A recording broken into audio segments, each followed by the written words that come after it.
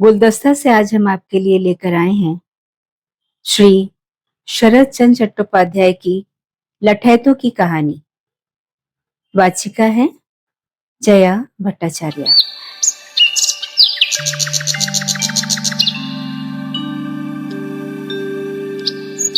ये लठैतों की कहानी है।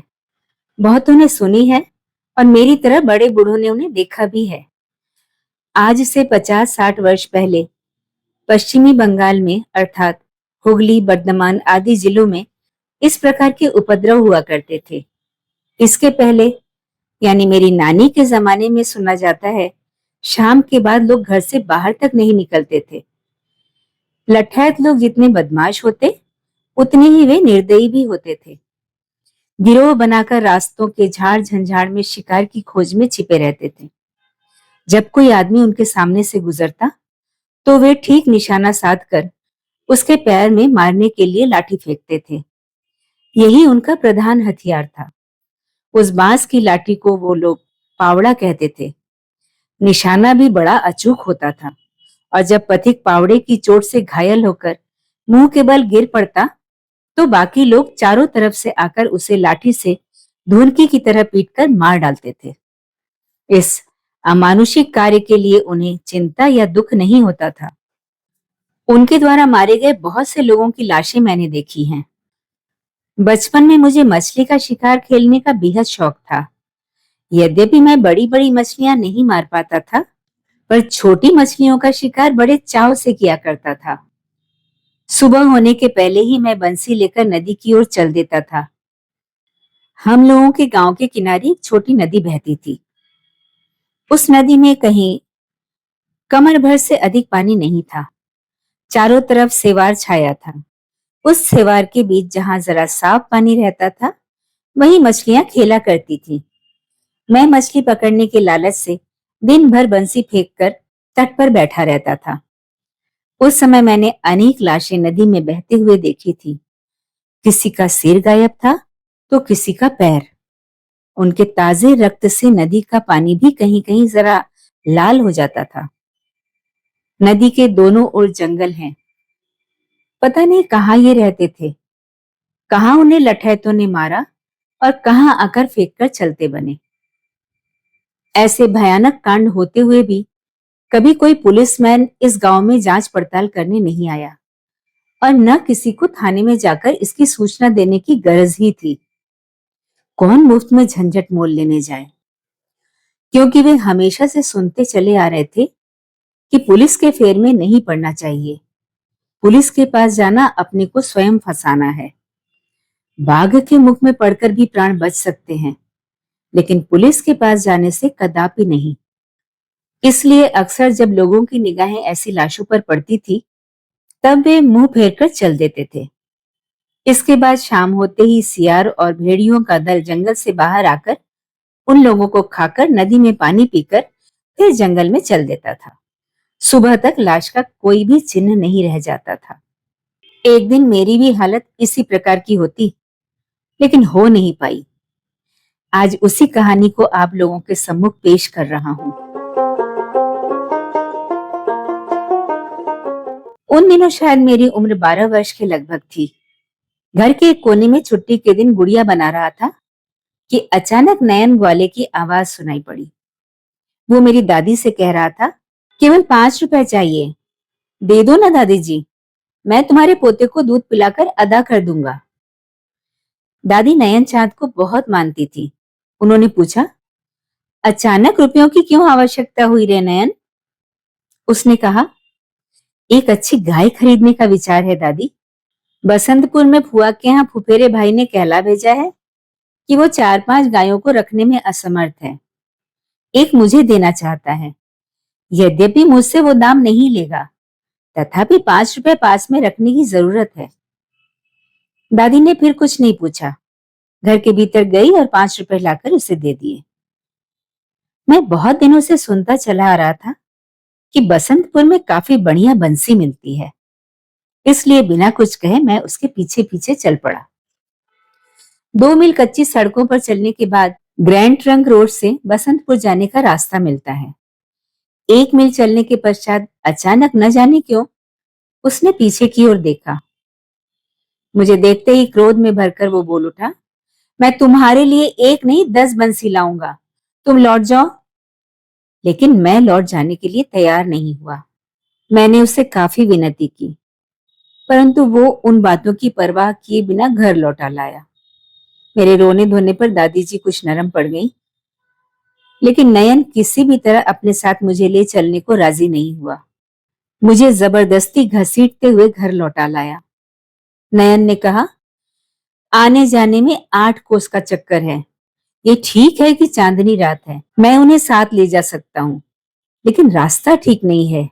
भय है कि और कहीं शाम होने के पहले लौट न सका तो मैं गाय संभालूंगा कि लड़के को या अपने को।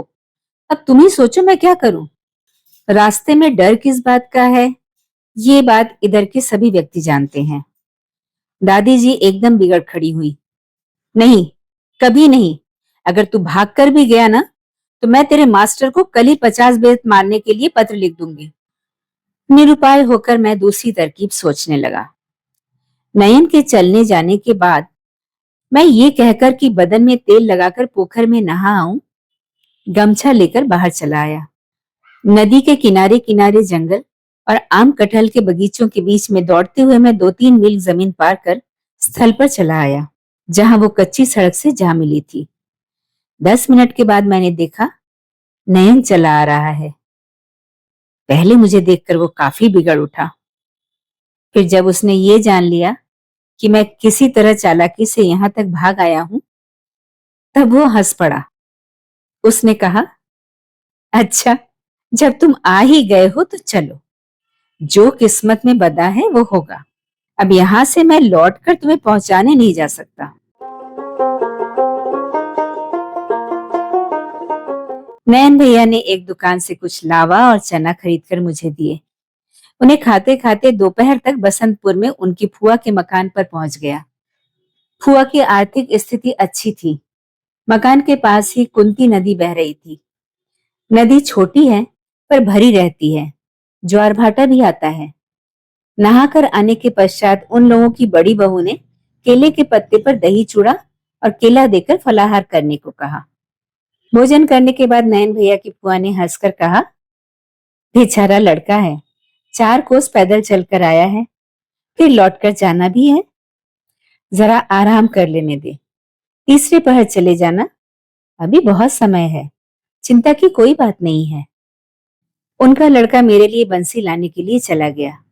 नयन और मैं दोनों पैदल यात्रा से इतने थक गए थे कि सोकर उठने पर ज्ञात हुआ कि 4 बज चुके हैं। ये देखकर नयन भैया जरा चिंतित हो उठे, लेकिन मुंह से कुछ नहीं बोले। 10 मिनट के अंदर ही हम तैयार होकर चल पड़े। चलते समय अपनी फुआ को नमस्कार करते हुए नयन भैया ने साथ में लाए हुए 5 रुपयों को उनके पैरों के पास रख दिया। फुआ उन्हें लौटाती हुई बोल उठी, इन्हें ले जा, बच्चों को मिठाई खरीद कर दे देना। मैं बंसी लिए था और नयन एक हाथ में मोटे बांस की लाठी और दूसरे हाथ से गाय की रस्सी पकड़े हुए चल रहा था। गाय को साथ लेकर जल्दी चला नहीं जाता, इसलिए 2 कोस जाते जाते शाम हो गई। आसमान में चांद खिल उठा।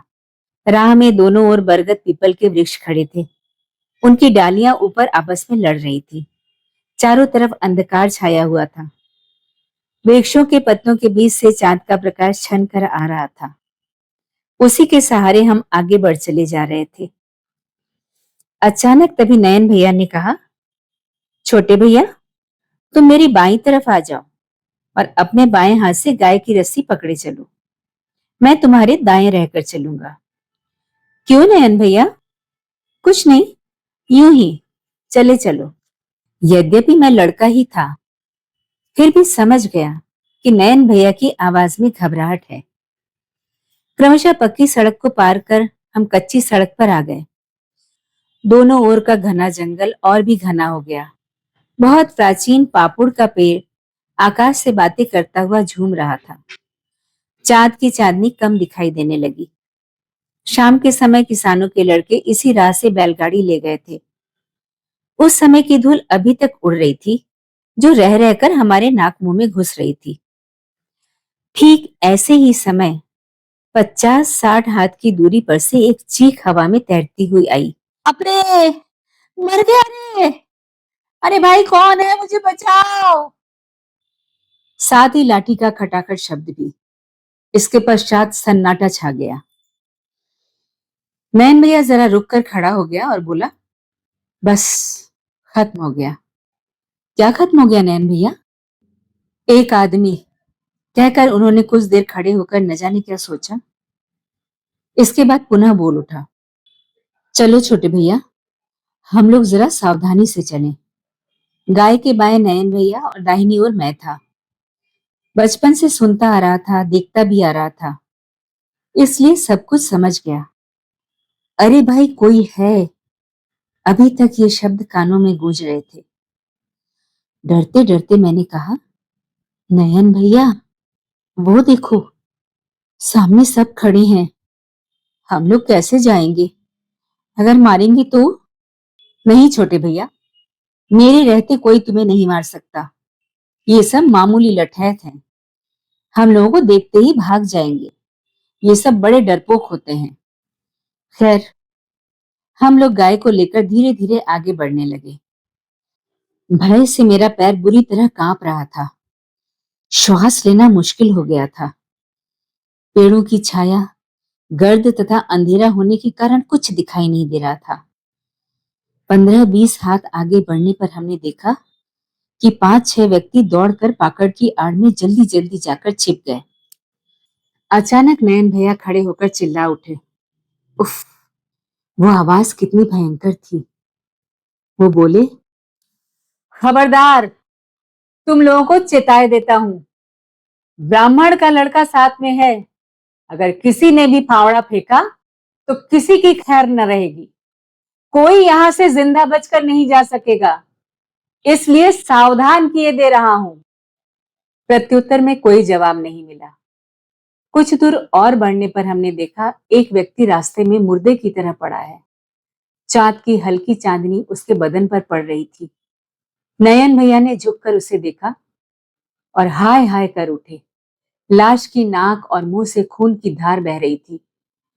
दोनों पैर अभी तक बुरी तरह कांप रहे थे। कंधे पर भिक्षा की झोली थी, लेकिन उसमें रखे चावल चारों तरफ बिखर गए थे। एक तारा, जिसे बजाकर वो भीख मांगा करता था, लाठी की चोट से टूटकर दूर छिटक कर गिर गया था। मृतक व्यक्ति वैष्णव था। तभी नयन भैया खड़े हो और बोले, अरे नरक के कीड़ों, नारकियों, तुम लोगों ने मुफ्त में इसके प्राण ले लिए। तुम लोग आखिर ये सब क्या कर रहे हो? उनका क्षण भर पहले का भयानक कंठ करुणा से भर उठा, लेकिन उधर से कोई जवाब न आया। नयन के हृदय में वैष्णव की मौत का दुख इसलिए हुआ कि वो स्वयं भी वैष्णव था। उसके गले में तुलसी की मोटी माला थी, नाक पर तिलक और बदन पर रामनामी दुपट्टा। घर में वो एक मंदिर बनाकर महाप्रभु चैतन्य की मूर्ति की पूजा किया करता था। 1000 नाम जपने के पहले कभी भी वो जलपान तक नहीं करता। बचपन में थोड़ा सा पढ़ लिख लिया था, इसलिए आज भी टाइपो में छपी रामायण का पाठ कर लेता था। दीपक के प्रकाश में वृक्ष के नीचे काफी रात गए आल्हा की तरह ऊंची आवाज से वो रामायण आदि का पाठ किया करता था। मांस नहीं खाता था। उम्मीद थी आगे चलकर मछली भी खाना बंद कर देगा। वो वैष्णव क्यों बना, उसका एक अलग इतिहास है। इसका उल्लेख यहाँ कर देना आवश्यक है। इस समय उसकी उम्र 40 के लगभग थी। इसके पहले जब उसकी उम्र 25 या 30 के लगभग थी, तब एक डकैती के मामले में गिरफ्तार होकर 1 साल तक जेल खाने की हवा भी खा आया था। मेरी दादी के फुफेरे भाई इस जिले के सबसे बड़े वकील थे। उनसे सिफारिश करवाकर तथा काफी धन खर्च कर दादी जी ने उसे छुड़ाया। जेल से बाहर आते ही वो सीधा नवद्वीप चला गया और वहीं पर किसी एक सन्यासी जी से मंत्र वगैरह लेकर सिर मुड़ाकर उसका चेला बनकर लौटा। उसी दिन से वो नयन गोसाई के नाम से प्रसिद्ध हुआ। नयन जब भी मेरे घर आता था, तब जमीन पर लेटकर दादी जी को साष्टांग प्रणाम करता। चूंकि विधवा ब्राह्मणी को स्पर्श करने का अधिकार नहीं है, इसलिए मेरी दादी किसी वृक्ष का एक पत्ता तोड़कर अपने पैरों से उसे छुआ कर देती थी और नयन उसे अपने सिर आंखों पर लगाकर कह उठता, दादी जी, तुम मुझे आशीर्वाद दो कि अगले जन्म में किसी अच्छे घराने में जन्म लूं, जिससे तुम्हारे पैरों की धूल हाथ से लेकर सिर पर लगा सकूं।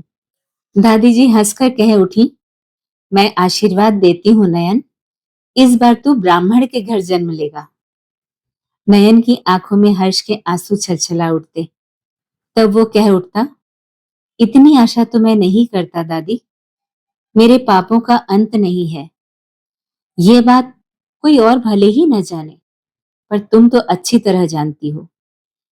तुमसे मैंने कुछ छिपाया भी नहीं है। दादी विरोध में कह उठती, तेरा सब पाप कट गया है नयन। तेरी तरह भक्त और आस्तिक इस दुनिया में कितने हैं। अब इस चोले को मत बदलना, इसी से तेरी मुक्ति हो जाएगी। नयन अपने आंसुओं को पोंछता हुआ चल देता। तभी दादी पुकार कर कह उठती, देख, कल जरा आकर ठाकुर जी का प्रसाद खा जाना, समझा? भूलना नहीं, हाँ। ये सब बातें स्वयं अपनी आंखों से न जाने कितनी बार देखी थी। इसलिए जिन वैष्णवों की वो जी जान से सेवा करता है, उनकी हत्या से वो बहुत दुखी और क्रोध से विचलित भी हो सकता था, इसमें संदेह नहीं। उसने कहा, निरीह गोसाई भिक्षा मांगकर घर की ओर जा रहा था, उसे मारने से क्या लाभ हुआ? आखिर क्या मिला? यही ना, दो चार आने पैसे। जी चाहता है तुम लोगों को भी इसी तरह मार डालूं। इस बार पेड़ की आड़ में से जवाब आया, दो चार आने पैसे कौन देता है? जा, अपनी खैर मना जो इस बार जीता जागता चला जा रहा है। अब रहने दे अपना उपदेश। भाग, भाग जा, भाग। बात पूरी होने से पहले ही नयन भैया क्रोध से सिंह की तरह गरजते हुए बोल उठे, अच्छा, ये बात है कमबख्त कमीने, भाग जाऊं और तुम लोगों के डर से? फिर अपनी कमर से 5 रुपए निकालकर हाथ की मुट्ठी में झंझना कर बजाते हुए कहने लगा, देखो, इतने रुपए मेरे पास हैं, इनका लालच मत छोड़ो। अगर तुम लोगों में हिम्मत है तो सब मिलकर आओ मैदान में और ले जाओ। लेकिन एक बार फिर कह देता हूं, मेरे गुरुजी के लड़के के बदन पर अगर किसी की हवा भी लगी तो याद रखना, तुम सबको यमपुरी भेजकर ही घर जाऊंगा। शैतानों का शत्रु नयन मैं हूं, दूसरा कोई नहीं। जानता है मेरा नाम कि यूं ही लाठी लेकर कबाड़ियों की तरह भिखारियों को मारता फिरता है हरामजादा, कुत्ते का बच्चा, कमीना। इस बार एक बारगी चारों तरफ सन्नाटा छा गया।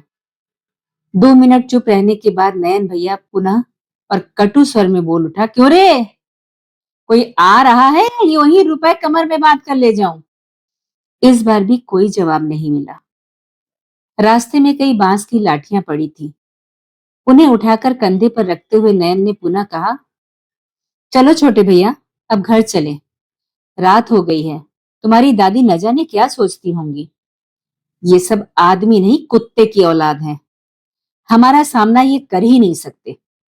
अगर तुम स्वयं एक बंसी लेकर ही मारने दौड़ोगे तो सब भाग खड़े होंगे। अब तक मेरा भय दूर हो गया था। मैंने कहा, जाकर मारू नयन भैया?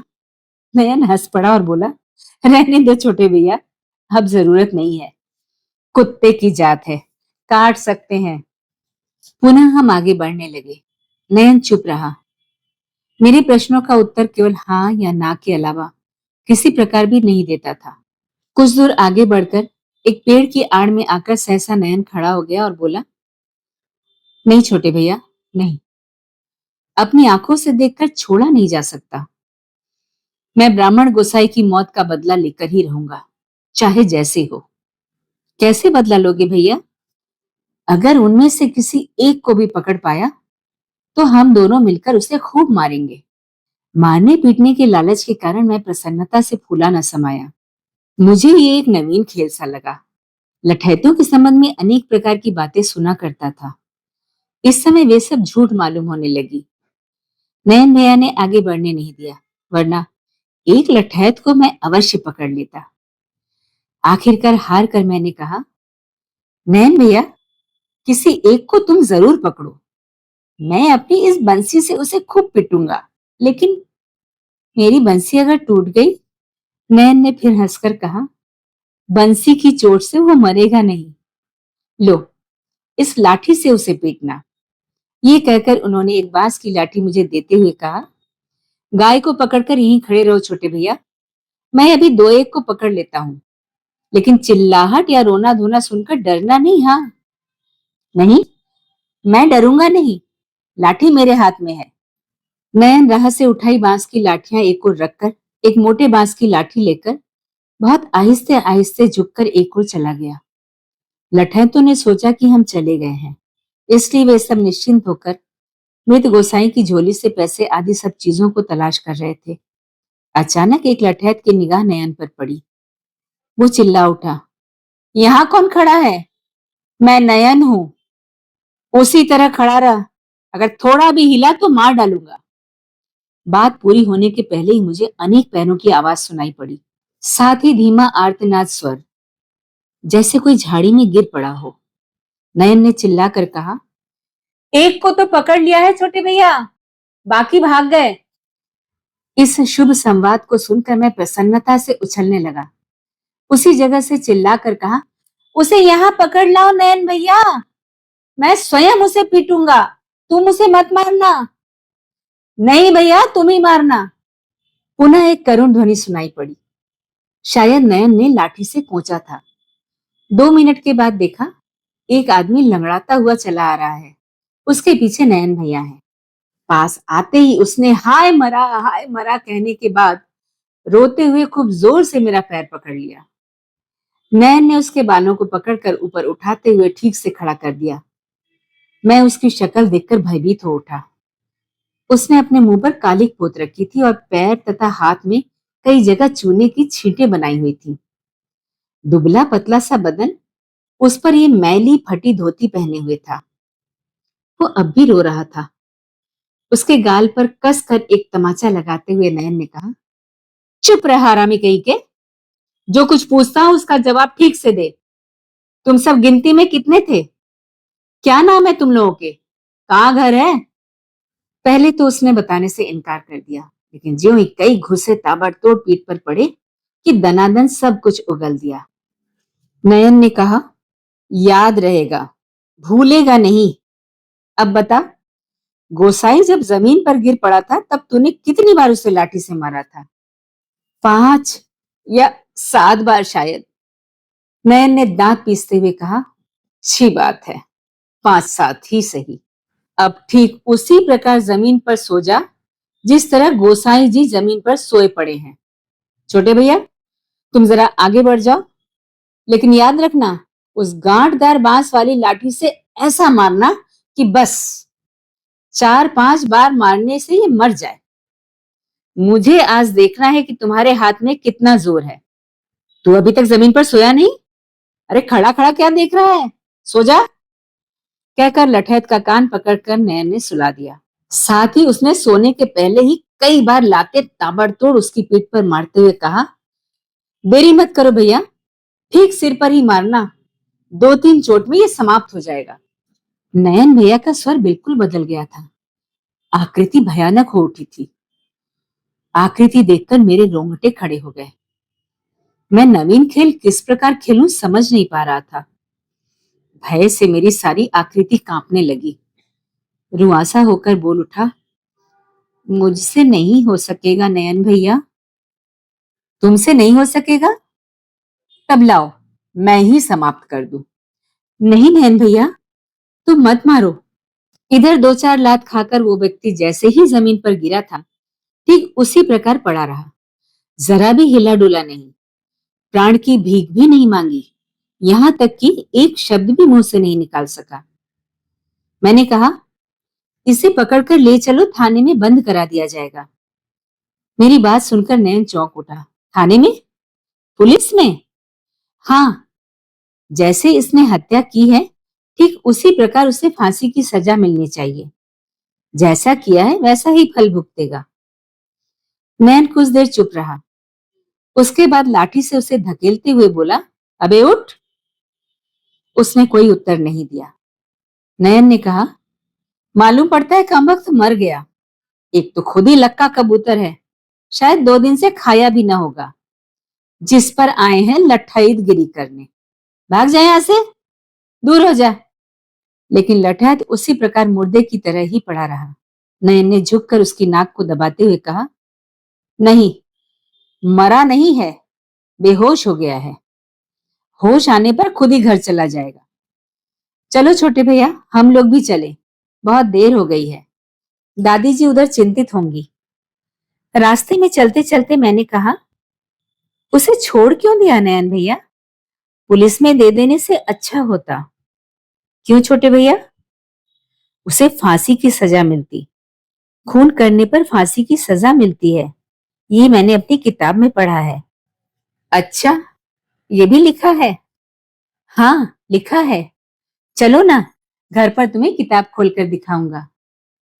नयन ने विस्मय के साथ कहा, क्या कहते हो भैया? एक आदमी को मार डालने के बदले में एक आदमी को मार डालते हैं? हाँ, ये ठीक है, यही उचित सजा है। हम लोगों ने यही पढ़ा है। नयन ने किंचित हंसते हुए कहा, लेकिन सभी उचित कार्य इस दुनिया में नहीं होते छोटे भैया। क्यों नहीं होता नयन भैया? नयन ने तुरंत कोई जवाब नहीं दिया। कुछ देर सोचने के बाद उसने कहा, शायद सब कोई पुलिस थाने में ऐसे मामले में जाना नहीं चाहते। क्यों नहीं जा सकते? मनुष्य इतना अन्याय क्यों करता है, ये बात आज तक मैं नहीं जान सका। फिर भी यही बात सोचते सोचते कुछ देर आगे बढ़ने पर मैंने कहा, अच्छा नयन भैया, वो लठैत फिर जाकर लठैतगिरी करेगा? नयन ने कहा, नहीं छोटे भैया, अब वे खून नहीं करेंगे। कम से कम जब तक मैं जीवित हूं, तब तक ये कार्य वे कर ही नहीं सकते। मैं इस उत्तर से प्रसन्न नहीं हो सका। मैं चाहता था कि उसे फांसी की सजा मिले। मैंने कहा, वो तो बच गया, सजा तो उसे मिली नहीं। नयन अनमने भाव से न जाने क्या सोच रहा था, बोला, कौन जाने, सजा हो भी सकती है। फिर भी अपने को संयत करते हुए उसने कहा, मैं इस बात का उत्तर नहीं दे सकता छोटे भैया, तुम्हारी दादी तुम्हें देंगी, बड़ा होने पर उनसे पूछ लेना। लेकिन मुझे सब्र नहीं हुआ।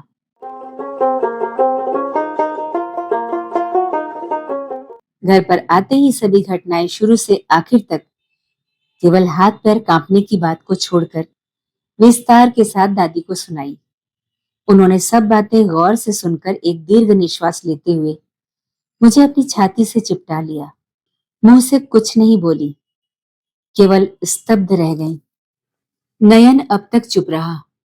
मेरी बात पूरी होने के बाद दादी के दिए उन 5 रुपयों को उनके पैर के पास रखते हुए बोला, गाय मुझे मुफ्त में मिल गई। रुपए तुम्हारे पास ही लौट आए दादी, न फुआ ने लिए और न तुम्हारी मजली बहू के भाइयों ने ही। दादी ने हंसकर कहा, मुलाकात होने पर मजली बहू को कहूंगी, लेकिन ये रुपए अब मैं नहीं लूंगी नयन। ले जा, इन्हें अपने ठाकुर जी के भोग में लगा देना। लेकिन एक बात कहनी रह गई, वो ये कि अभी तक तू पक्का गोसाई नहीं बन सका। क्यों दादी? रुपए बचाने से लोभ दूर नहीं होता। अगर वे उस समय सब मिलकर तुम दोनों पर हमला कर बैठते तो क्या होता? 5-6 और मरते। जहां नयन ने इतना पाप कमाया है, वहां थोड़ा और कमा लेता। दादी चुप रह गईं। इस बात का अर्थ वे नहीं जानती थी, पर नयन जानता है। इसके बाद उसने कुछ भी नहीं कहा।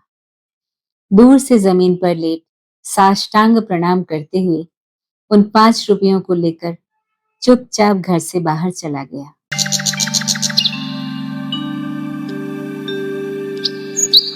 अभी आप सुन रहे थे श्री शरद चंद्र चट्टोपाध्याय की लठायतों की कहानी। वाचिका थी जया भट्टाचार्य।